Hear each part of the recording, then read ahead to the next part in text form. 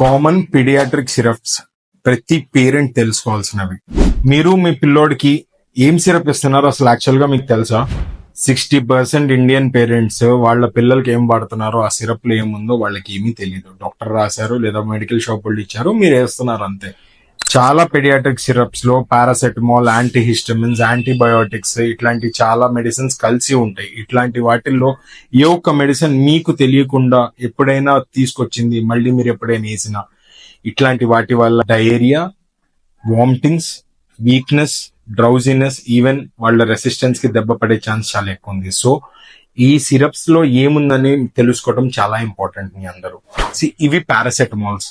Paracetamol 100 mg, 250 mg, 500 mg. ఇవి పిల్లోళ్ళ wait ని బట్టి వాళ్ళ కోసం డిజైన్ చేయబడ్డ డ్రగ్ డోసేజ్ ఫామ్. ఇవి మనం ఫీవర్స్ కోసం వాడతాం.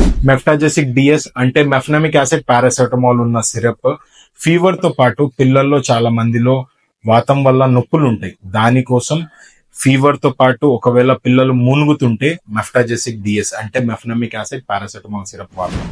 ఓనోన్సిట్రోన్ అనే మెడిసిన్ వామిటింగ్స్ ఉంటే వాడతాం.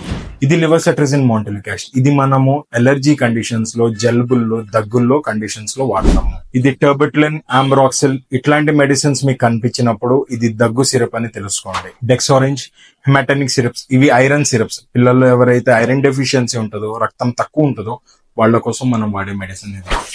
సైప్రోహెప్టిడిన్ సిరప్స్ ఇవి పిల్లల్లో ఆకలి చచ్చిపోయినప్పుడు లేదా ఆకలి వేయట్లేదు, తినటానికి బాగా విసిగిస్తున్నప్పుడు వాడతాం. ఐబుప్రోఫెన్ పారాసెటమాల్ ఇది నార్మల్ ఫీవర్ సిరప్ కాదు. ఫీవర్ తో పాటు పెయిన్స్, ఇన్ఫ్లమేషన్స్ లేదా పిల్లలు మూనుగుతున్నప్పుడు మాత్రమే యూజ్ చేస్తాం. దీన్ని జైటీ అంటాం. ఇది చిన్న గ్లాస్ బాటిల్ లాగా ఉంటది. ఇది జనరల్ గా పిల్లలు ఆకలి వేస్తున్నా కూడా తినకుండా తినటానికి బాగా ఇబ్బంది పెడుతున్నప్పుడు నోరు పూత కోసం ఇది వాడతాము. ఎప్పుడైనా మీ పిల్లలు నార్మల్ గా ఉండి కూడా సడన్ గా ఆకలేయటం ఆపేసి తినటం మానేసి తినిపించడానికి బాగా విసిగిస్తుంటే ఒక్కసారి వాళ్ళ నోరు చెక్ చేయండి. ఒకవేళ వాళ్ళ నోరు పూసింటే మాత్రం ఇది యూజ్ చేయండి. సో ఇంట్లో ఏ సిరప్ పాతది ఉన్నా యాంటీబయోటిక్స్ అనేవి ఇమీడియట్ గా వాడిన తర్వాత డిస్కార్డ్ చేసేయండి, ఒకవేళ మిగిలిన టైం అయిపోయినా. బట్ ఎవ్రీ 2 months ఒక్కసారి మీ ఇంట్లో ఉన్న మెడిసిన్స్ టైం చెక్ చేసుకోండి.